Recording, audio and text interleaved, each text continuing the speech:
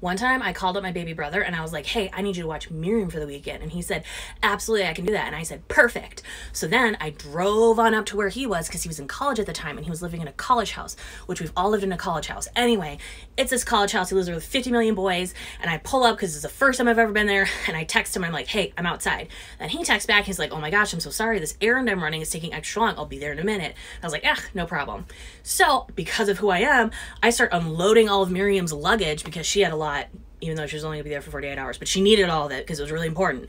Anyway, so I started unloading it onto the front porch. And while I'm unloading it, that's when I realized that the front door is like open, ajar. And I was like, oh no. So I open it up and I shout inside, hey, I'm older sister to baby brother. Is there anybody here? Does he even live here? Because that was when I also realized, like, oh my gosh, what if he doesn't live here? And I just like broke into someone's home.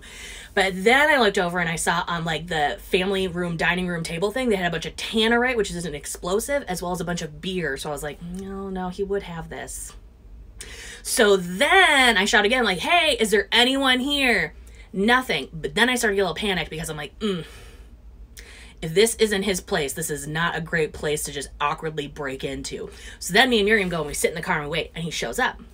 And I was like, perfect, this was the place. And he's like, oh, hey, we embrace and we say, hey, whatever, blah, blah. And I was like, hey, I don't know how to tell you this, but somebody left your door open and unlocked. And he said, oh yeah, no, we do that all the time. And I said, what? And he said, well, you know how I've always wanted to get in a fight with somebody?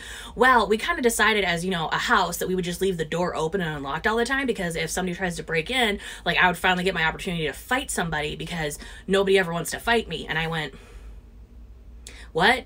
But I really couldn't blame him though, because I've always wanted to get in a bar fight because I just want to see if I could take somebody. But also I just said I wanted to get in a bar fight.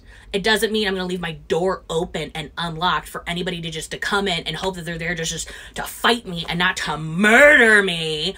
And I was like, that is incredibly unsafe. And there's a bunch of explosives on the table. And he was like, yeah, so that way if somebody like walks in, they'll have a moment where they're like, oh my gosh, what is this person capable of? And then he's like, and then I emerge out of nowhere and I beat him up. And I was like, this doesn't, what?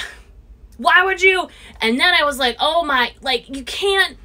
That's when a roommate comes upstairs and he's like, oh, hello. And I went, how long have you been here? And he said, oh, I've been here for like a couple hours. Why? And I was like, I was in this home shouting for people and no one heard me.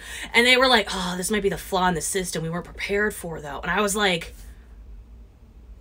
anyway, Miriam had a great time with him and she was not kidnapped or blown up. The end. Talk to you later. Bye.